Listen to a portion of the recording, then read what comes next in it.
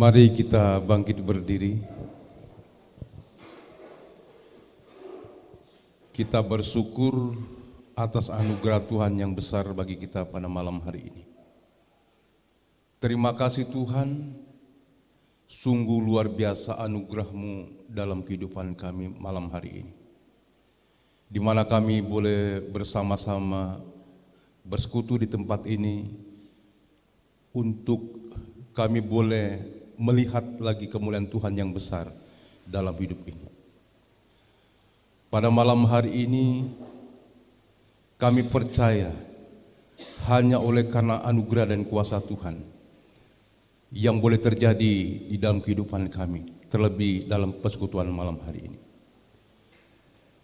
Pada malam hari ini kami menabiskan, kami berdoa untuk gedung di tempat ini, di dalam nama Allah Bapa, dalam nama Tuhan Yesus Kristus, dan dalam persekutuan Allah Roh Kudus.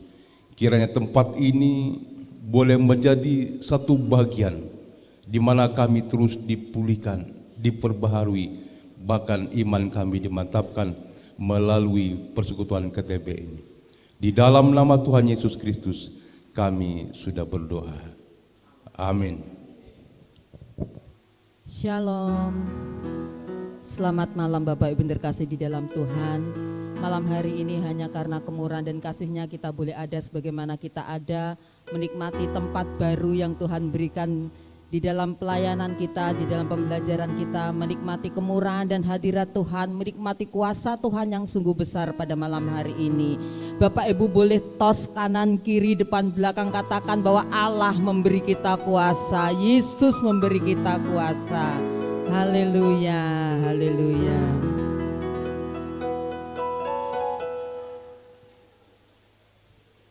Iya, kita akan pujikan pujian ini, Ku diberi kuasa.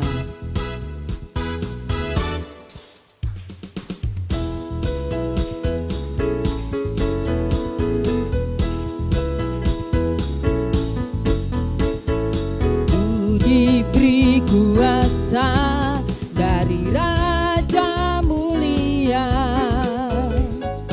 menaklukkan musuh di bawah kakiku. Ku pakai kuasa dari Raja mulia. Bila Allah ada bersamaku, siapa jadi lawanku? Sungguh besar Kau Tuhanku, Engkau perisai hidupku. Ku berdiri dengan iman, iman dalam Yesus Tuhan. Kau memberi kemenangan, ku bersorak merayakan. Terpujilah Engkau Raja segala raja. Amin. Ku diberi kuasa dari Raja mulia, menaklukkan musuh di bawah kakiku. Ku pakai kuasa dari Raja mulia. Bila Allah ada bersamaku, siapa jadi lawanku? Bila Allah ada bersamaku, siapa jadi lawanku? Katakan, terpujilah Kau Tuhanku, Engkau perisai hidupku. Berdiri dengan iman. Amin. Amin. Kau yang memberi kemenangan, ku bersorak merayakan. Terpujilah Engkau Raja segala raja. Sungguh besar Kau Allahku, Engkau perisai hidupku. Berdiri dengan imanmu, iman di dalam Yesus Tuhan. Amin. Kau yang memberi kemenangan, ku bersorak merayakan. Terpujilah Engkau Raja segala raja. Terpujilah Engkau Raja segala raja. Terpujilah Engkau Raja segala raja. Beri kemuliaan yang terbaik hanya buat Tuhan. Haleluya. Silakan duduk Bapak Ibu terkasih. Dan waktu selanjutnya kami serahkan kepada hambanya yang akan menyampaikan kebenaran firman. Selamat malam Bapak Ibu semuanya. Wah, luar biasa, hari ini kita boleh memakai gedung baru menjadi tempat permanen. Dan mengawali materi di gedung baru ini, kita akan mengambil tema tentang kedaulatan Allah. Dan judulnya sangat menggelitik, yaitu judulnya adalah perselingkuhan mertua dan menantu.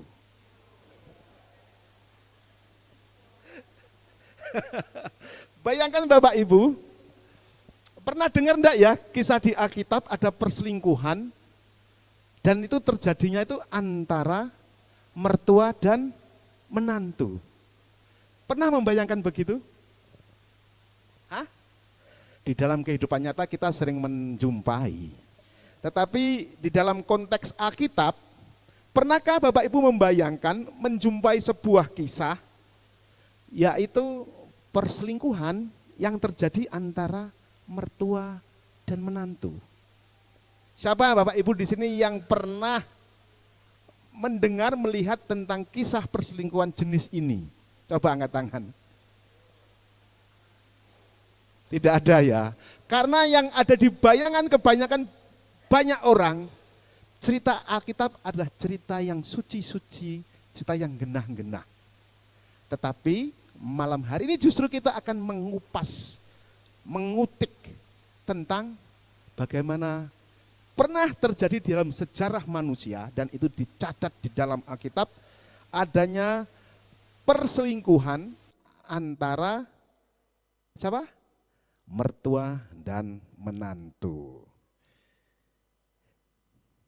Bapak Ibu, coba sekarang buka Alkitabnya, baik yang di HP atau yang ada di buku.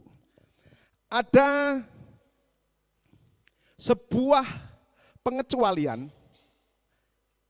di mana manakala Bapak Ibu kalau lihat di sepanjang kitab Kejadian, mulai dari pasal 37 hingga 50, itu sesungguhnya keseluruhannya adalah menceritakan tentang Yusuf yang kemarin kita bahas.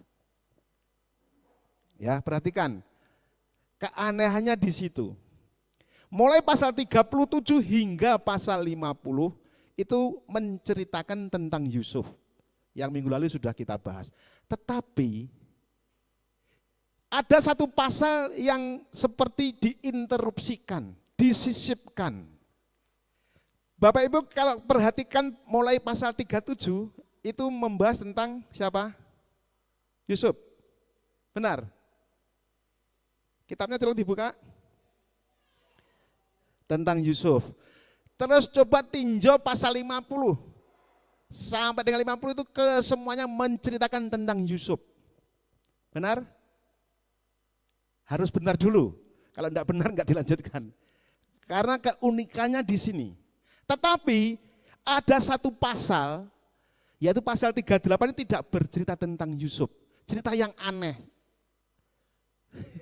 Cerita yang lain. Yaitu judulnya apa? Yehuda dan Tamar. Pernahkah Bapak Ibu berpikir mengapa di sepanjang pasal 37 hingga 50 itu menceritakan tentang Yusuf, tetapi di pasal 38 tidak? Ada maksud apa? Kok nganeh-nganehi? Bar cerita segini panjangnya, ternyata ada satu bagian kecil pasal 38 saja menceritakan bukan Yusuf, yaitu tentang Yehuda dan Tamar.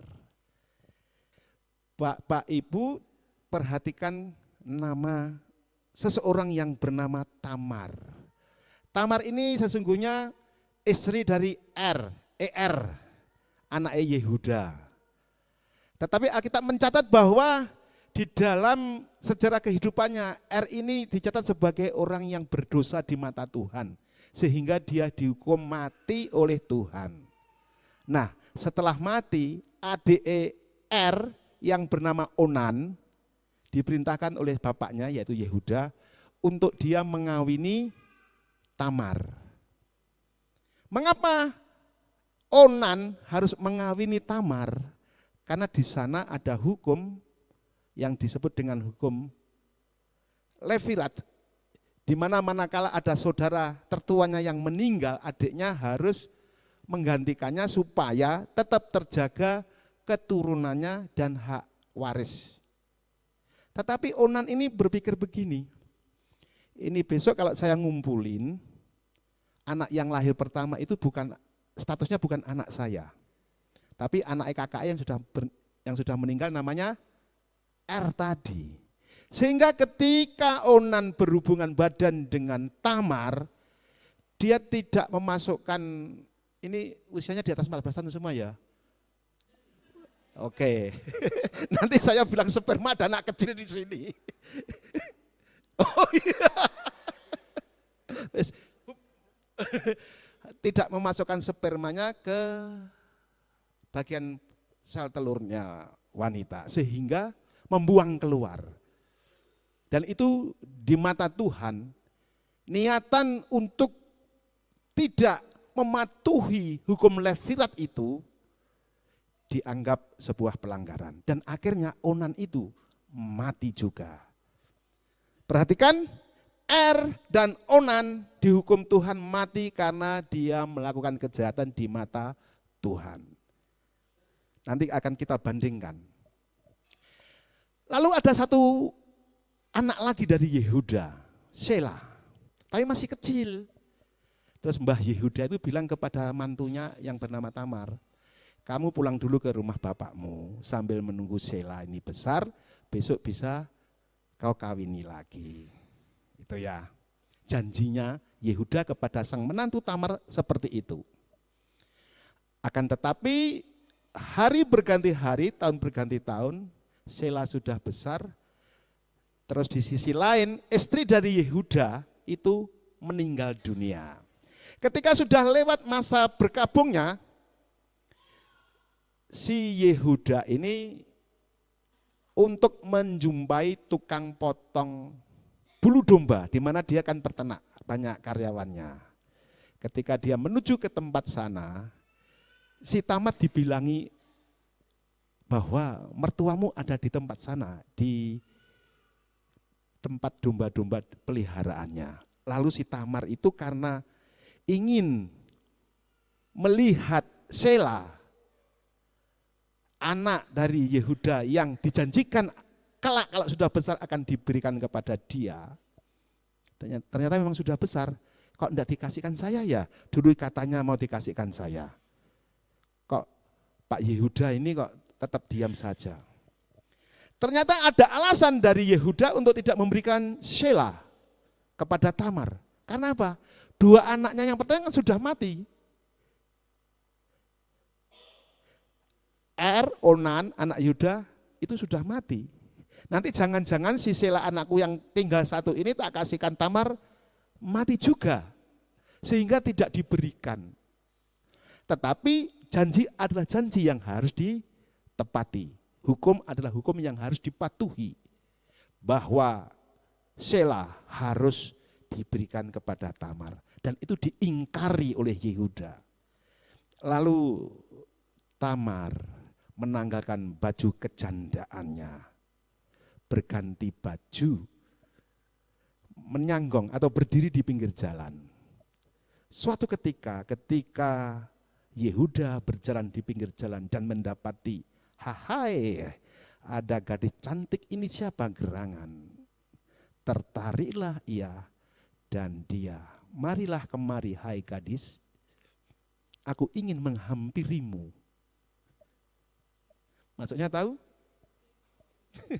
Pak Pungki guyang-guyu.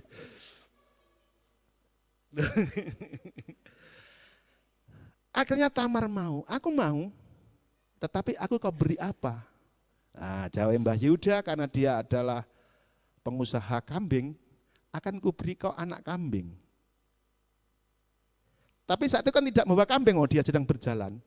Akhirnya sebagai tanda kesepakatan, sebagai jaminan kelak dibayar, Tamar minta tanda yaitu apa? Cap meterai, tali dan tongkat. Terjadilah sebuah yang tadi kita sebut dengan perselingkuhan antara Yehuda dan menantu. Dalam kejadian perselingkuhan ini sesungguhnya Yehuda tidak mengetahui bahwa yang dikumpulin itu adalah menantunya. Begitu kejadian, selang beberapa lama, Yehuda menyuruh bujangnya untuk menghantarkan kambing. Dijolnya dengan tandanya tadi. Tetapi tidak didapati. Hingga suatu waktu ada informasi bahwa si Tamar hamil, mengandung. Sebagai mertua tentu dia sangat marah. Wah, ini menantu saya kok tahu-tahu hamil dan harus dibakar, mati sebagai hukuman. Tetapi Tamar ngomong, Tamar bilang begini, aku hamil dari seseorang yang telah menitipkan kepada saya tongkat, cap dan tali.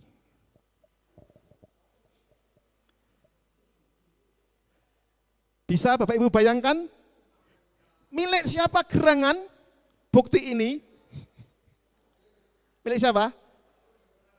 Hah?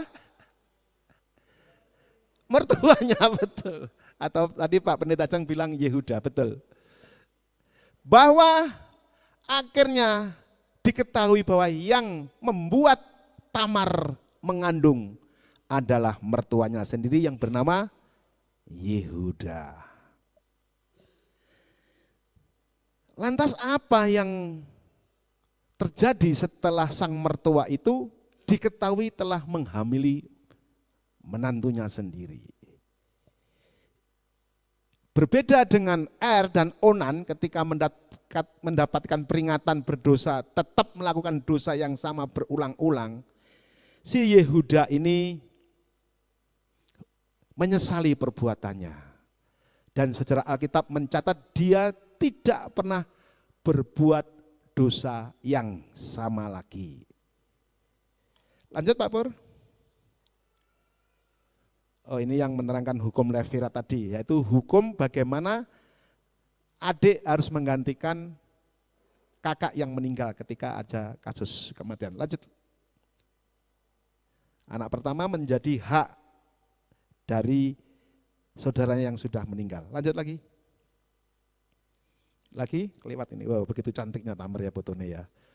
Tapi bukan foto sungguhan Tamar, gimana wajahnya saya nggak tahu. Ini hanya saya gambarkan mewakili kecantikan seorang wanita. Ya. Lanjut Pak. Lanjut Pak. Nah ini. Yehuda itu berdosa oleh karena banyak hal. Yaitu ia gagal mendidik anak-anaknya. Terbukti 2 anaknya berbuat jahat di hadapan Tuhan. Yang kedua, ia melanggar hukum Levirat, di mana Sela anak yang ketiga harusnya diberikan ke Tamar, tidak dia berikan. Dan yang lebih tragis menimpa dirinya sendiri adalah dia berzina dengan menantunya. Er dan Onan berdosa, tetapi Yehuda yang sama-sama berdosa, dia mendapat perlakuan yang berbeda dari Allah. Kedua anaknya dihukum mati, tetapi dia tidak. Apa masalahnya? Kita akan lihat. Lanjut Pak. Kita akan kutip dari satu buku dari Matthew Henry, Commentary, yang mengatakan bahwa keadilan Allah terjadi atas Er dan Onan, serta anugerahnya yang berdaulat atas kisah Yehuda dan Tamar. Keadilan Allah terjadi di dalam diri Er dan Onan, yaitu apa? Yang jahat harus dihukum. Itu adil namanya. Tetapi di dalam kasus Yehuda dan Tamar, justru kita melihat akan anugerah Allah. Bapak Ibu, kalau mendapatkan sesuatu yang sesungguhnya bukan menjadi hak, itu adalah hadiah. Dan itu tidak bisa diiriin, tidak bisa diingini oleh semua orang. Itu tergantung dari siapa dia memberikannya. Dan itu yang terjadi di dalam kasus Yehuda dan Tamar. Itu adalah anugerah Allah. Itu adalah kedaulatan Allah. Allah berkuasa menentukan kepada siapa dia berkenan. Lanjut Pak. Makna dari itu semua adalah bahwa Allah memakai seorang yang berdosa sekalipun menjadi alatnya untuk menuntaskan janji Allah kepada manusia. Yaitu apa? Menyelamatkan. Di dalam kitab Kejadian kita tahu setelah kejatuhan manusia ke dalam dosa, Allah berkata bahwa keturunan dari perempuan ini kelak akan menginjak kepala ular. Dan di dalam rentetan tahun-tahun, beribu-ribu tahun, kelak akan tergenapi. Dan itu harus melalui suatu bangsa. Kita akan kembali mengutip dari apa yang ditulis oleh penulis buku namanya David McKissick, judulnya adalah Enduring Word Commentary in Genesis 38, mengatakan bahwa makna dari Allah memilih Yehuda sesungguhnya bahwa kasih karunia dan kedaulatan Allah dimuliakan walaupun di tengah aibnya manusia. Keberdosaan manusia, kebusukan manusia tidak bisa menggagalkan dari rencana Allah. Lanjut Pak. Ketika Allah memilih Yehuda, sesungguhnya itu bukan karena baiknya si Yehuda, yang walaupun tadi sudah bertobat. Tetapi yang benar adalah alasan Allah memilih Yehuda hanya karena anugerah. Ketika seseorang mendapatkan anugerah, maka kita akan bisa menunjukkan tanda-tanda yang bisa kita kenali, yaitu adanya pertobatan, adanya perubahan hidup. Dan apa dalam kasus Yehuda yang bisa kita lihat? Lanjut Pak. Ia bertobat, dia menyesali dan mengakui akan salahnya. Lanjut Pak. Ada perubahan karakter, di mana di dalam sejarahnya Yehuda pernah menjual adiknya Yusuf. Ya. Tetapi di cerita berikutnya, bagaimana dia merelakan dirinya berkorban demi ayahnya tidak berduka cita. Ini adalah sebuah perubahan yang sangat radikal, perubahan yang sangat fundamental, di mana dari seorang yang egois, yang bahkan mau menjual adiknya, menjadi orang yang merelakan dirinya berkorban untuk orang lain. Demikian pula dengan kehidupan masing-masing kita ketika kita sudah mengenal akan keberdosaan kita dan kita bersyukur atas anugerah Tuhan. Kita tunjukkan jati diri kita sebagai manusia yang sudah bertobat, yaitu adanya perubahan karakter di dalam kehidupan kita. Arthur Pink mengatakan bahwa Tuhan adalah memegang kendali penuh atas sejarah dan keselamatan. Sekali lagi dikatakan bahwa pemilihan Yehuda itu murni adalah berdasarkan kedaulatan Allah. Rencana Allah sesungguhnya tidak pernah bergantung pada standar kesempurnaan manusia. Dan di dunia ini tidak ada satupun manusia yang sempurna. Kenapa? Semua orang sudah tercemar di dalam dosa. Ini buku yang bagus, Created in God's Image, yang ditulis oleh Anthony Hoekema, mengatakan bahwa kejatuhan manusia ke dalam dosa tidak menggagalkan tujuan akhir dari rencana Allah, dan Allah akan menggenapinya melalui rencana keselamatan. R.C. Sproul mengatakan bahwa di dalam kemahakuasaan Tuhan tidak ada satupun hal di luar kendali Allah. Jadi sesungguhnya setiap kita orang percaya yang telah ditentukan oleh Allah mendapatkan karunia, kita memiliki apa yang disebut dengan providensi Allah, pemeliharaan Allah.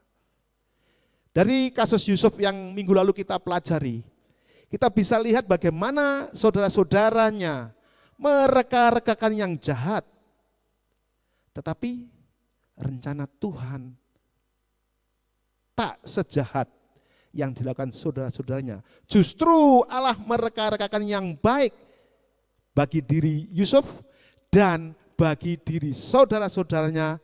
Dan kemudian kita bisa mengenal sesungguhnya yang terjadi dalam rencana Allah adalah Dia memelihara suatu bangsa yang kelak ditentukan menjadi bangsa yang melahirkan satu sosok penting di dalam karya keselamatan, yaitu Yesus Kristus sendiri. Ingatlah Bapak Ibu bahwa keadilan Allah itu berjalan seiring dengan kasih-Nya. Bahwa kejahatan manusia layak mendapat hukuman. Tetapi jati diri Allah, Dia juga adalah kasih. Dalam peristiwa Natal kita bisa melihat betapa pagelaran kasih dan keadilan Allah dinyatakan dalam wujud Yesus lahir, kemudian mati, bangkit. Itu semua adalah untuk manusia. Puncak dari pagelaran itu, pertemuan tentang keadilan Allah dan kasih itu adalah dinyatakan ketika Tuhan Yesus mati di atas kayu salib. Artinya bahwa kita semua manusia berdosa ini selayaknya mendapat hukuman kekal, hukuman maut. Tetapi Allah memang memiliki rencana yang luar biasa bagi kita yang dikasihinya. Dia yang tak berdosa, justru dia yang harus mati bagi kita semuanya. Di dalam buku Systematic Theologia atau Theologia Sistematika yang ditulis oleh Louis Berkhoff, menjelaskan bahwa Allah menetapkan segala sesuatu dari kekekalan dan melaksanakan kehendak serta rencananya secara berdaulat di seluruh ciptaan, baik dalam tatanan material maupun spiritual, tanpa bergantung pada ciptaan. Artinya apa? Bahwa rancangan Tuhan, apa yang sudah ditetapkan Tuhan, tak bisa diintervensi oleh ciptaannya termasuk manusia. Mungkin manusia berencana akan menggagalkan rencana Tuhan. Tetapi siapakah manusia sehingga dia bisa melawan yang maha kuasa? Kedaulatan manusia tidak akan pernah mampu mengalahkan kedaulatan Allah. Kita ambil contoh. Bapak Ibu, kalau melihat situasi kehidupan negara hari ini, bagaimana? Di mana-mana pada protes, semua mahal gara-gara ada MBG. Hentikan Pak Prabowo, kan gitu ya. Tetapi kedaulatan kita rakyat itu kan tidak bisa menentang kedaulatan negara. Orang itu sah ya kita sendiri. Kalau Pak Prabowo tidak berkehendak menghentikan MBG, ya kita tidak bisa menghentikan MBG. Contoh kasusnya seperti itu. Kita tidak sedang membahas MBG itu berguna atau tidak, itu biar diurusi orang Jakarta sana. Ini tadi hanya sekedar contoh. Contoh agar kita bisa mengerti bahwa kedaulatan manusia, walaupun menganggap diri manusia itu hebat, tetapi kalau diperhadapkan pada kedaulatan Allah, tetap menang kedaulatan Allah. Tidak pernah ada sejarah yang menyatakan manusia bisa memaksakan kehendaknya kepada Allah. Nebukadnezar mengatakan membangun sebuah bangunan untuk menyaingi kemuliaan Allah. Akhirnya gimana? Dia gila. Sampai makan rumput. Bapak Ibu pernah melihat film Titanic? Masih ingat kisahnya? Bagaimana pencipta kapal Titanic itu mengatakan Tuhan pun tak bisa menghalangi. Kalahnya dengan apa? Gunung es di tengah laut hancur berkeping-keping. Maka jangan pernah remehkan kedaulatan Allah. Tidak pernah ada yang mampu mengalahkan Allah. Nah, dari kasus perselingkuhan Tamar Yehuda tadi, kita akan melihat apa ya kok sampai ayat atau pasal 38 disisipkan di antara kisah Yusuf, di situ ada kisah Yehuda dan Tamar. Kalau Bapak Ibu baca dari ayat 1 sampai akhir, itu tidak dijelaskan maksud dan tujuannya, tetapi hanya runtutan alur cerita terjadinya perselingkuhan itu. Tetapi sesungguhnya di balik itu semua adalah Hasil dari perselingkuhan mertua dan menantu itu melahirkan anak yang bernama Peres. Siapa Peres? Kita lihat silsilahnya ya, dari Yehuda melahirkan Peres. Ada Hezron, ada Ram, ada Abinadab, ada Nahason, ada Salmon, ada Boas. Nah, di kisah Boas kita juga cukup familiar dengan cerita ini, yang kelak dia menikah dengan Rut. Ya. Dari Rut lahir Esai. Siapa Esai? Esai itu bapaknya Daud. Nah, Bapak Ibu masih kenal Daud. Siapa di sini yang tidak kenal Daud? Kenal, tiap tahun dinyanyi, Yesus anak Daud. Yang kurang ingat nanti baca lagi ya. Dari Daud lahir Salomo. Daud sendiri bisa memiliki Salomo pun juga caranya mirip-mirip dengan ini ya. Bermain di seluncur yang berbahaya. Kalau kita bahas ya, Daud dan Berseba. Terus turun-temurun hingga kita menjumpai tokoh yang bernama Yusuf. Siapa Yusuf? Bapak Yesus.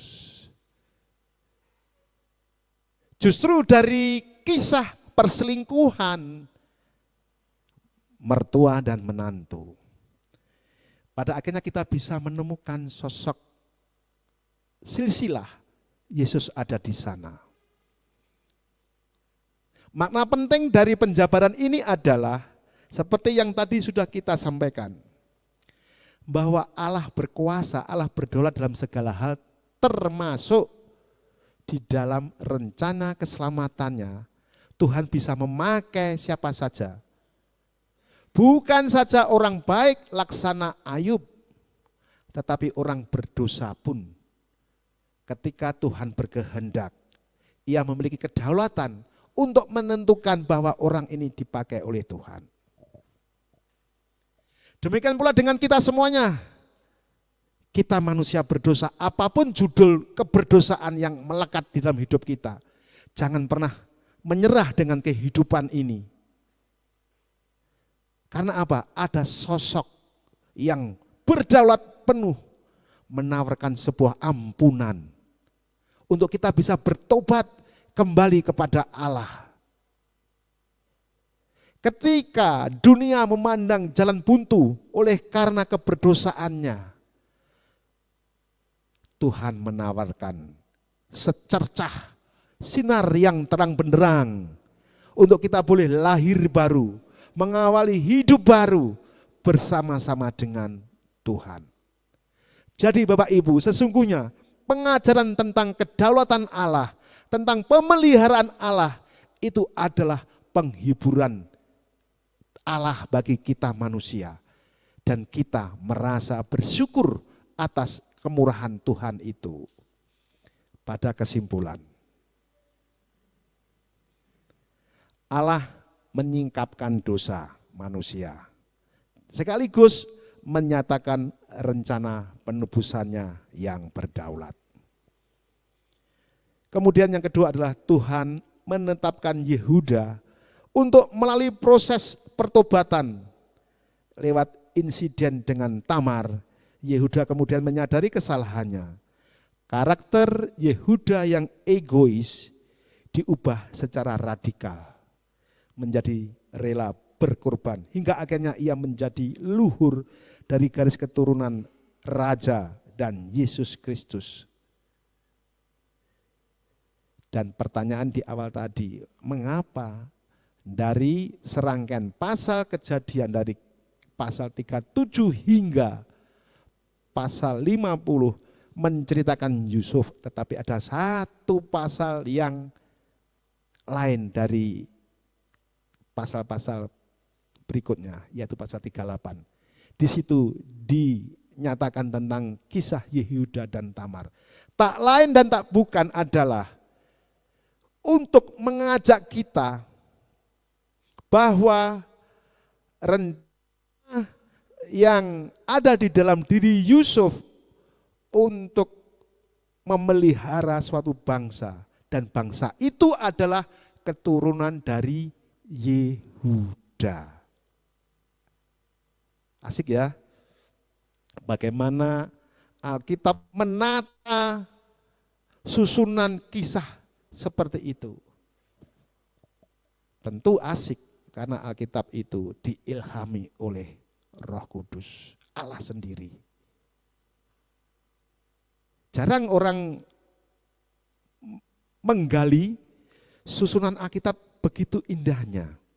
Paling biasanya kalau membaca kisah ya hanya satu judul-judul berdiri sendiri-sendiri. Tidak dirangkai bahwa sesungguhnya pasal 37 hingga pasal 50 adalah pertunjukan indah tentang kedaulatan Allah, tentang rencana keselamatan Allah. Luar biasa. Habis sepertinya, lanjut Pak. Nah, selesai. Masih ada waktu 12 menit. Yang ingin bertanya boleh. Silakan. Ya, terima kasih. Walaupun kami ini tidak mengikuti yang sebelumnya, tapi saya berpikir ini menarik sekali Pak. Yang menjadi pertanyaan saya itu begini, memang seharusnya banyak pertanyaan saya, tapi mungkin ada 1, 2, 3 mungkin yang saya sampaikan tentang perselingkuhan antara Tamar dan Yehuda ini. Ternyata itu kan di dalam menjalankan kedaulatan Allah gitu ya. Sehingga melewat keturunan Yehuda inilah sampai kepada Daud. Ya Yusuf itu maksudnya seperti itu. Kira-kira apakah dalam setiap proses atau setiap kejadian yang dalam kehidupan kita ini, kalau memang Tuhan mau pakai kita, apakah harus lihat proses seperti itu? Nah, proses seperti Tamar dan Yehuda ini, itu kan proses ya Pak. Jadi sesungguhnya Yehuda juga tidak mengerti maksudnya Tuhan itu lewat dia. Ya. Tapi luar biasa proses Tuhan itu terjadi. Lalu yang berikut, saya lihat catat. Yang berikut itu, yang kedua, walaupun itu tanggapan saya ya, bukan pertanyaan, tapi tanggapan saya. Walaupun kejahatan pernah terjadi, tapi tidak dapat membatasi yang namanya kedaulatan Tuhan. Ya.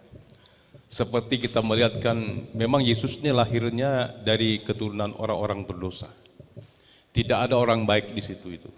Kalau kita memperhatikan, itu yang bagi kita. Mengapa Tuhan selalu melibatkan orang-orang berdosa dalam semua rencana dan kedaulatannya?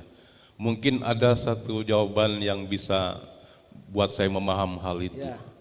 Terima kasih Pak. Ya. 2 pertanyaan ya.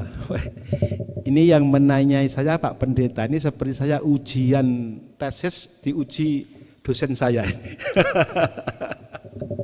Enggak apa-apa, fase itu sudah saya lewati tahun-tahun yang lalu. Ini saya justru berterima kasih bisa bernostalgia. Saya jawab yang nomor 2 saja, yang paling sulit ya, mumpung masih ingat saya.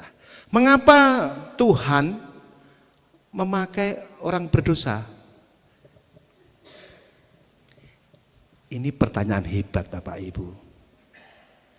Di dalam konteks kebanyakan orang di dunia ini, ketika kita berbicara tentang kealahan, tentang para nabinya, para orang-orang yang dipakai Tuhan, konsep pertama yang ada bahwa orang itu suci.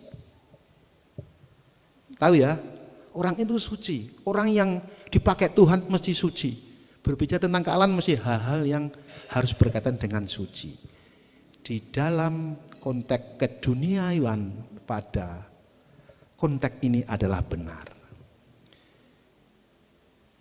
Karena ada filsafat lama yang menyatakan bahwa hal-hal yang bersifat keilahian itu memang suci dan tempatnya nun jauh di sana. Kita bisa lihat ajaran dari Socrates, Aristoteles, atau yang paling modern itu dari tokoh Katolik Santo Thomas Aquinas mengatakan bahwa manusia lahir itu laksana kertas putih. Akan tetapi di dalam konteks Kristen sesungguhnya sudah dinyatakan di dalam kitab Roma bahwa semua manusia telah berdosa dan kehilangan kemuliaan Allah. Artinya apa? Bahwa artinya di seluruh dunia manusia ini semuanya berdosa. Contoh, Bapak Ibu pernah tidak mengajar anak-anak kita, le, kowe ngapusono, kamu berbohong. Pernah mengajar begitu? Hah? Enggak pernah. Tapi mengapa anak kita bisa berbohong? Iya, karena di dalam diri manusia itu sudah tercemar dengan dosa. Naturnya natur dosa. Artinya semua orang itu berdosa. Pertanyaannya adalah, mengapa Tuhan memakai orang berdosa menjadi alatnya? Contohnya dalam kasus Yehuda dan Tamar tadi. Kalau Tuhan tidak memakai orang berdosa, ya tidak ada, karena semua orang berdosa. Itu jawaban paling meyakinkan, Pak. Dan memang Tuhan itu datang ke dunia adalah untuk menebus orang-orang berdosa.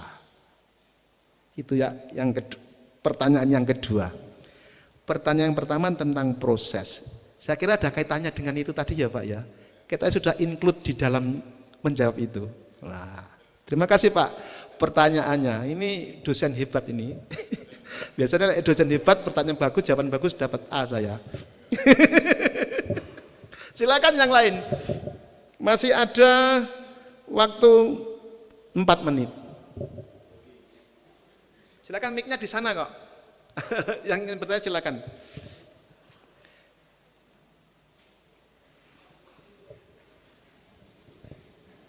Ini ada yang nggak masuk ke saya lah. Yehuda tidak mengenal sama menantunya itu gimana itu ceritanya? Terus ada lagi, maaf saya nggak sependapat dengan pendapat siapa tadi yang katanya Yehuda tidak dihukum karena kedaulatan Allah. Memang Allah itu berdaulat. Oh, pasti ya. Tapi kedaulatan Allah itu pasti adil. Kalau anaknya Yehuda melanggar langsung mati, Yehuda tidak. Kan itu tidak adil. Karena Tuhan itu adil, pasti ada alasannya. Karena Yehuda itu bertobat. Meskipun dosanya setinggi gunung, kita ini bukan Yehuda saja. Kalau mau bertobat, pasti Tuhan mengampuni. Dan pasti Tuhan memakai kita. Itu pendapat saya. Jadi saya tidak setuju dengan pendapat karena cuman kedaulatan, terus Yehuda diampuni. Pasti ada alasannya. Ya, terima kasih Pak pertanyaannya. Sebetulnya tadi sudah dijelaskan. Cuma begini ya, jadi urutannya begini Pak. Nomor 1 harus kita pahami bahwa apa yang terjadi itu memang anugerah Tuhan di dalam kedaulatan Allah. Tetapi di dalam pertunjukan kedaulatan Allah itu terjadi dengan apa yang disebut Yehuda bertobat. Jadi di dalam buku itu pun dinyatakan adanya pertobatan. Nah judulnya Yehuda langsung bertobat. Ini saya kutip dari buku yang dia tulis. Jadi memang ada pertobatan. Cuma di dalam konteks ini kami ingin menonjolkan tentang bagaimana Allah itu sesungguhnya berdaulat. Gitu. Jadi yang membedakan antara Onan dengan Yehuda adalah ketika dan Onan berdosa, diperingatkan dia mengulang-ulang perbuatannya dan tidak bertobat. Sementara si Yehuda ketika Tamar menyatakan orang yang memiliki tongkat metre inilah aku hamil, si Yehuda langsung bertobat, tidak membantah, langsung iya. Ternyata Tamar ini yang benar, bukan saya. Jadi memang yang disampaikan Pak Yopi benar bahwa pertobatan harus terjadi. Gitu Pak. Ada lagi? Silakan. Masih ada 1,5 menit.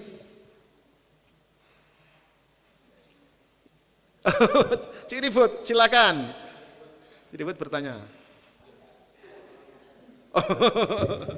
Oke, 1 menit. Silakan. Ya. Mau menanggapi ya. Ini mungkin hari ini ada hubungannya dengan pertanyaan-pertanyaannya waktu lampau ya. Masalah KB ya, kontrasepsi dan sebagainya. Iya gimana Pak? Tadi disebutkan bahwa ketika Onan ya, Onan melakukan tidak istilahnya dikeluarkan di luar ya, itu dia dianggap Allah berdosa. Ya. Dari situ kita jadi tahu alasan kenapa khususnya di Katolik ya, KB dilarang. KB adalah dilarang oleh agama. Iya. Nah, di kita bagaimana Pak? Di Kristen. Oke. Ya. Bagus Pak. Pertanyaannya, wah ini 3 pertanyaan ini pertanyaan berbobot semua. Ketika saya mempelajari materi ini tentang keberdosaannya Onan, saya itu pertama kali tergelitik dengan kata turunannya, Onani. Ya. Dari situ saya berpikir, apakah dosanya si Onan ini gara-gara melakukan onani? Ternyata dosa utamanya bukan di onaninya, tetapi adalah dia melanggar hukum Levirat. Apa hukum Levirat? Hukum yang mewajibkan dia sebagai adik untuk mengawini Tamar agar kelak memiliki anak ini statusnya itu adalah anak Itu. Jadi dosanya itu sebetulnya titik pokoknya di situ. Cara Onan untuk tidak melahirkan anak yang kelak menjadi status miliknya adalah tidak mempertemukan spermanya dengan sel telur, tetapi membuang ke tanah. Jadi adegan mengeluarkan sperma tidak dimasukkan ke yang wanita disebut dengan onani. Jadi untuk menentukan tindakan ini berdosa atau tidak harus berangkat dari pikiran ini. Dosanya si Onan itu ada di mana? Apakah dosanya itu gara-gara dia mengeluarkan sperma itu, atau gara-gara dia tidak mau memberikan keturunan untuk atas nama Dan ternyata itu yang utama tadi itu melanggar hukum Levirat. Oke. Saya kira menarik semua ini ya. Kita inginnya berdiskusi terus-menerus, tapi waktunya panjang. Harus kita akhiri. Besok ada lagi kita bisa bahas lagi. Oke, terima kasih ya. Kita bisa berjumpa kembali dalam materi pembelajaran yang lain. Anugerahmu,